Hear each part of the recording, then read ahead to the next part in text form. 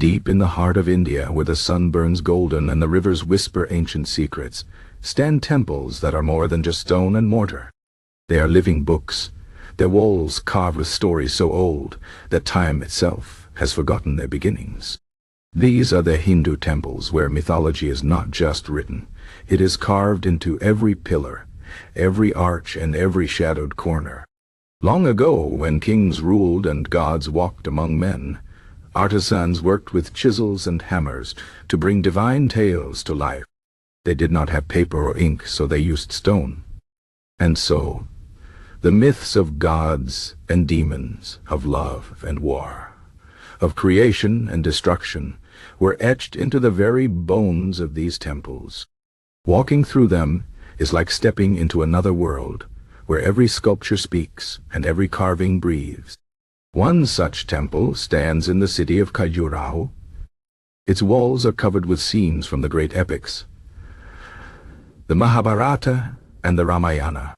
Here, you can see the mighty warrior Arjuna, his bow drawn, facing an army of demons. There, the monkey god Hanuman leaps across the stones, carrying a mountain in his hand to save a wounded hero. The carvings are so lifelike that if you listen closely, you might hear the clash of swords or the roar of battle. But these temples do not just tell stories of war. They speak of love too. In the temple of Konark, dedicated to the sun god Surya, there are scenes of dancers frozen in motion, their stone limbs forever caught in mid-twirl. The walls whisper of celestial nymphs, the apsaras, who danced for the gods in the heavens. Their beauty was so great that even the stones could not resist capturing their grace.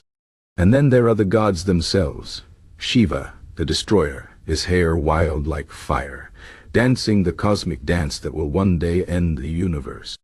Vishnu, the preserver, resting on the great serpent Ananta, floating on the ocean of eternity. Brahma, the creator with four faces watching over the birth of worlds. These images are not just decorations. They are prayers carved in stone, meant to remind those who see them of the divine forces that shape existence. But perhaps the most mysterious carvings are those of the demons. Not all myths speak of gods winning. Sometimes the demons rise. In the temple of Ellora, there is a story carved into the rock that tells of Ravana, the demon king shaking Mount Kailash in his pride. Shiva, calm and unshaken, merely presses his toe down, and the mountain crushes Ravana beneath it. The lesson is clear. Even the mightiest fall when they challenge the divine. The temple walls also tell smaller stories. Stories of everyday people, of kings and queens, of sages and farmers. They show festivals and battles, hunts and harvests. They remind us that mythology is not just about gods and demons. It is about life itself, its joys and sorrows, its struggles and triumphs. Generations have passed since these temples were built. Kings and empires have risen and fallen. But the stories remain. They have survived wars and weather, neglect and time. Because they are not just stories. They are the soul of a people, carved into stone so that no one would ever forget. Today, when we walk through these temples, we are not just visitors. We are listeners. The walls speak to us if we are willing to hear.